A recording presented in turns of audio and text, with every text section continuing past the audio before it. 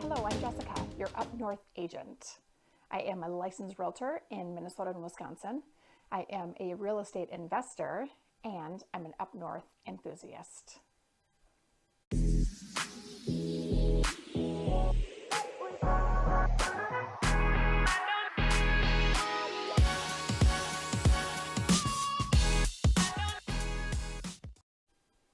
We're going to talk about the 5 key characteristics of lakes. So if you are considering purchasing a cabin or a permanent home or an investment property on a lake, there's going to be 5 things to consider specific to that lake.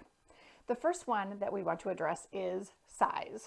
Does size matter? Well, when it comes to lakes, it absolutely does. Initially, everyone thinks that bigger is better, right? Well, it depends on what you're looking for. When you're looking at lakes, we're going to be talking about in acres. So a lake that is under 300 acres is going to be a lake that you can see from one side to the other. And if you are going to be tubing, you're probably going to be taking those kids around the lake 4, 5, 6 times before they're going to get tired. However, it's a perfect size lake if you are someone that wants to get to know your neighbors and your lake community. It also means that you are not going to have as much traffic on a lake because just by sheer size, there's not going to be as many other cabins or homes on that particular lake. If you get much smaller than about 250 acres, there's going to be some limited usage on that lake, which we'll get to in just a minute. Anything over 300 acres, 400, 500 acres is going to mean that you have a pretty significant size lake, and there's going to be some other benefits to that and some other amenities that are going to come with a lake of that size, which we'll also get to. So again, if you're looking for something that's more quaint, where you're going to get to know the community of your lake, you're not going to have a ton of traffic, there might not be as many other rental properties or even a resort, 300, 400, 500 acres is going to be a really great size. If you're someone that wants to have additional amenities, who maybe enjoys all of the energy and events that a larger lake is going to bring you, you're going to be looking at 700, 800, 900 acres that you are going to need to provide that. The next key component of a lake to consider is going to be the depth of the lake. This is important for many reasons.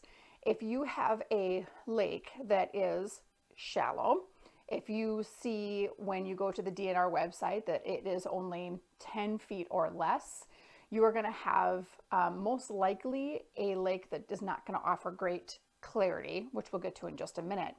The deeper the lake, generally speaking, the better the clarity and better for fishing, swimming, things of that nature, less weeds that are going to make it all the way to the surface, so on and so forth.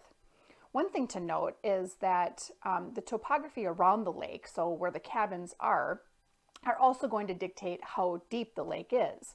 Meaning if you're on a lake and you're looking up at the cabins and you're seeing, 10, 20, 40, 100 steps up to the cabin, the land at the very peak is going to match that is going to go down into the middle of the lake. So even though, earth is here and water is here, the actual topography is going to continue to go down. So steep hills on the sides of lakes means that lake is going to slope off quite quickly and get deep fast.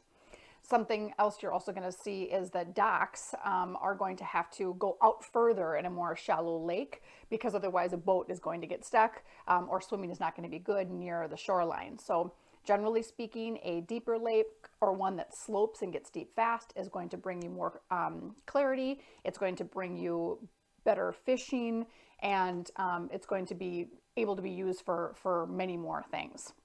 So let's get into number 3 then, which is clarity.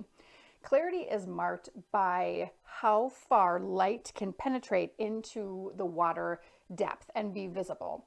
And how this is measured is through what's called a secchi disc. And it's just a simple little disc that is on a rope, and the DNR or sometimes a lake volunteer will take the secchi disc out and they will drop it and they will watch to see how far that it is reached before you can no longer see the disc. They'll bring it back up, they'll do the same thing, they'll take the measurement of how far it could go down, how far it was brought up, they average the two of those, and then that's your secchi reading.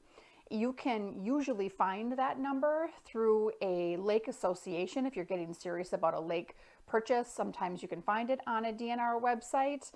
You can ask a local realtor. They most likely know what those ratings are going to be in the lakes in their area. If you want to have a lake with good clarity, a nice clean lake, you are going to want to have that secchi reading anything above 18 inches. Now, does that mean that if you have a secchi reading that's 12, 15 inches, and is it a pond? No, it isn't. It just means, again, that the clarity is not as quite as crisp as some of those other lakes that you're going to find that get up there into the 18 to 24 range. But the lower the number, the less clarity that you're going to have in that particular lake. So something else to think about and how important that is to you. Now, those three things that we've already talked about, which is the size of a lake, the depth of the lake, and the clarity of the lake, is also going to dictate price. If you have really great depth and great clarity and you're on a big lake, you're also going to have a price tag that is going to recognize those things. So just something to consider depending on your budget and what it is you're looking for, because the cleaner the lake, the more expensive the property, but also meaning the better investment probably over the long term. The fourth thing to consider when you're looking at lakes is usage. Not all lakes are going to allow you to do whatever it is that you want to do on them.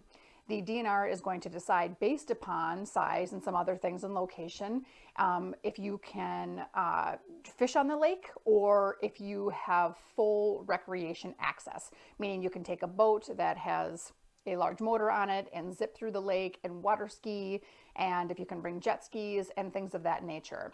Those items, again, are going to be listed on your local DNR site. Or your local community site. A realtor is also going to know that information and can help you out with that. But you're definitely going to want to know that going in. Some lakes that are more fishing lakes might be non-recreation, but you could still bring kayaks, pontoons that have smaller motors that are non-wake producing, things of that nature.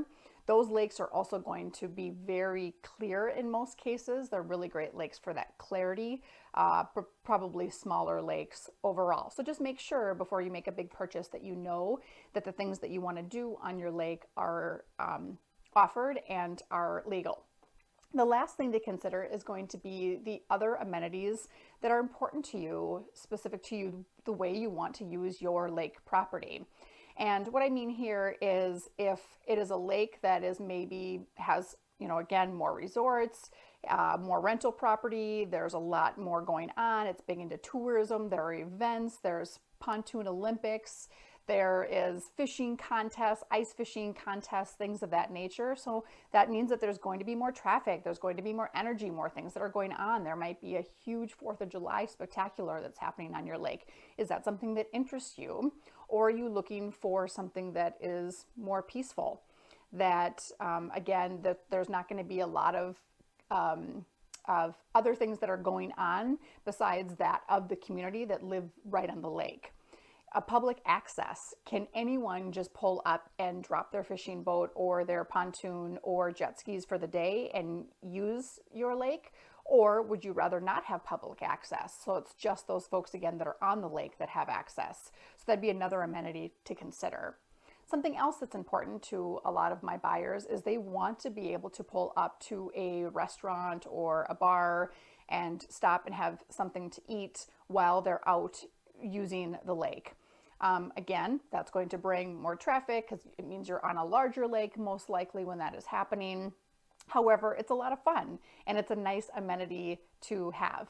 I was on a lake at one cabin that allowed you to order pizza from your cell phone, pull up to their dock, and they brought a pizza right to your boat, and that was a really great amenity to have. So a lot of pros and cons there, a lot of things that we talked about. So we talked about the overall size of the lake, the depth of the lake, the clarity of the lake, how you can use it, and then the overall amenities, all things to consider before you make that big purchase. If you'd like more information about lakes in the area of Minnesota and Wisconsin, or buying and selling a cabin, a residential home or an investment property, I would love to help you. You can find my information in the show notes. I will also connect the DNR website in the show notes as well. Otherwise, we will talk to you on the next episode. Thanks for watching.